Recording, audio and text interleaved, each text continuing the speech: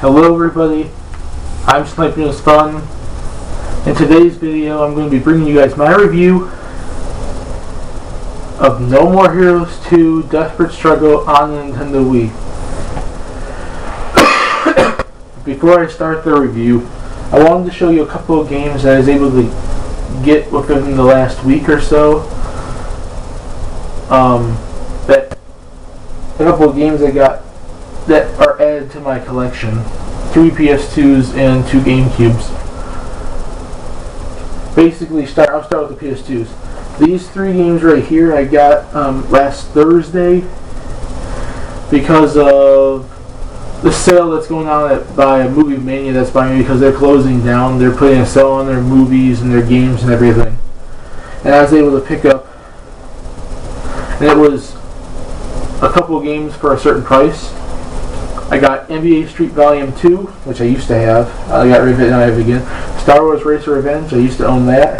And Orphan Scion of Sorcery. You know what's the weird thing about this? I used to own all 3 of these games. Now I own them all again. That's the thing. And then today, I was able to get 2 used games from GameStop, both GameCube games. The original NBA Street and Tetris Worlds. But now on to the review. No More Heroes 2, I haven't been able to beat the game yet. I beat the first one, I haven't been able to beat the second one yet. I got it the day it came out. I got this on the same day I got Tatsunoko vs. Capcom. I played it for a little while and then I took a very long break and didn't really get back into playing the game until like a couple weeks ago.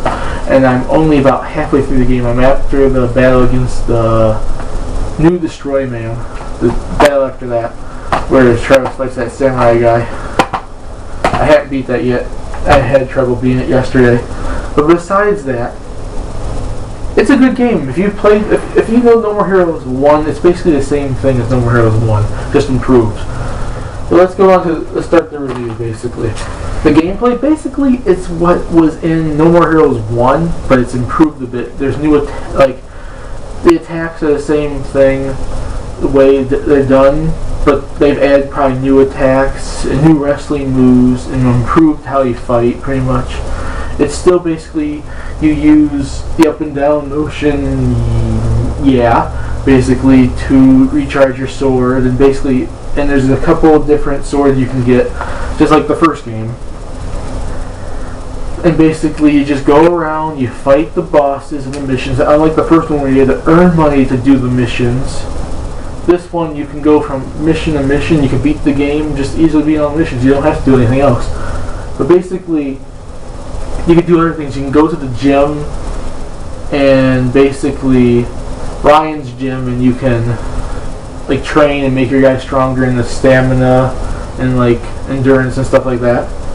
You can go to Naomi's shop and buy your sword upgrades. You can go to, I think it's Airport 51 or something like that, where you buy your clothes. You can go to your hotel, and you basically can go to all these missions. In the first game, the missions were all just normal gameplay mode, and things like how the graphics are in the actual game. This one, they're all 8-bit, original Nintendo games, except for the Scorpion one. The Scorpion one's still the same way, which is kind of weird, but whatever. And it ranges from collecting coconuts to fixing pipes and taking out insects and collecting trash in space and everything like that. And you earn money, and that's how you upgrade your stuff and buy stuff. And basically you can get revenge missions every now and then. And that's basically the main focus of the game. And you collect, and basically during the main missions you collect items which can be put automatically into your hotel room. And on top of that, the cat Jean from the first one, you help her try to lose weight, basically. That's basically the whole idea of the game, and you just take out all the assassins and make your way up to the ranks again. The graphics presentation of the game, basically it is improved from the first one. It's not totally improved, but you could tell it's the style of the game. It's still kind of that anime-ish style to it, which actually is a good style, and it's a little more than the original, I think. More kind of like a cel-shaded anime kind of fused together kind of thing. And it's a good art. It's an interesting art style. I like the art style of the game, and it's cool.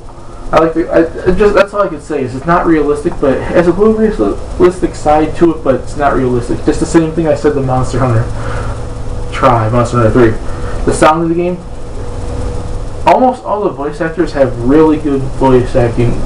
Travis Touchdown's voice actor from the first game is back. He's a good person. Sylvia, Shinobu, everyone has pretty much good voice actors. Maybe there's a few here that are not that great, but they're pretty decent. Most of them are great and pretty good. And the music in the background during the missions when you fight specific bosses and stuff like that is great too. There's a lot. I think there's a couple of songs from the original that are back, and the original had some good music too. And to the end, and then basically the story. Basically, it takes a couple of years after the original. You just stay off the assassin ranks, and all these other assassins come up and take their spot, and you're knocked down pretty much the ranks, and a new tournament starts. And one little spoiler I'll spoil for you in case you haven't played the game yet, is that your friend Bishop, the guy who owned the video store in the first one, gets killed, and basically the entire story about it is you're going to find his killer and get revenge, and you're making your way back up the ranks, and basically that's it. And you get Shinobu to help you, and later on in the game you get Henry as well, which I'm not to that part yet. And that's basically the whole idea. There's no multiplayer, so I can't include multiplayer at all, but basically that's the whole idea of No More Heroes 2. It's just basically a continuation story-wise from the first game, and the story is pretty great.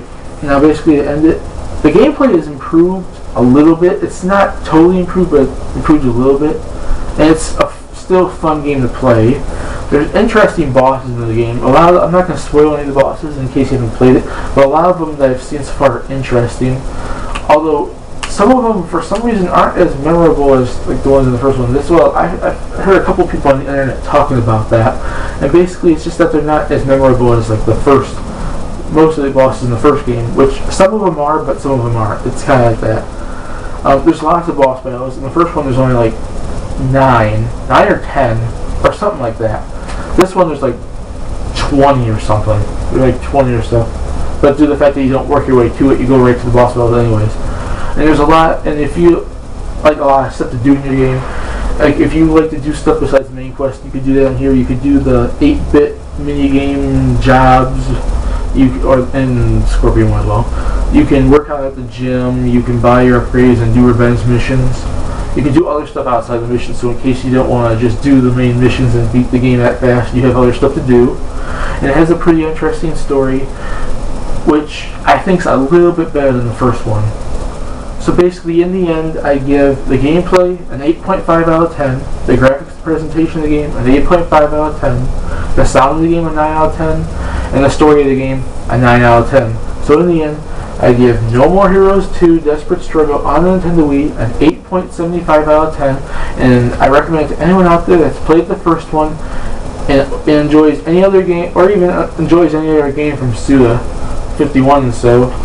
And basically, if you enjoyed the first one, you enjoy this, and if you haven't played the first one, it doesn't really matter, but you wouldn't really understand much of the story in this game. So if you haven't played No More Heroes series at all, I recommend you buy the first one first and then buy this, or buy both of them together and try to play the first one and then this one or so, because you won't understand this. And if this is not your type of game, maybe you can give it a rental, and try it and see if you actually would like it. I don't know. And basically, that's my review of No More Heroes 2 Desperate Struggle. Hope you guys liked it.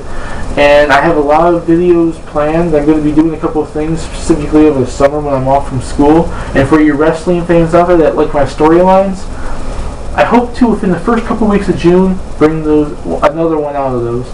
See you guys later. Hope you guys enjoyed this. Peace.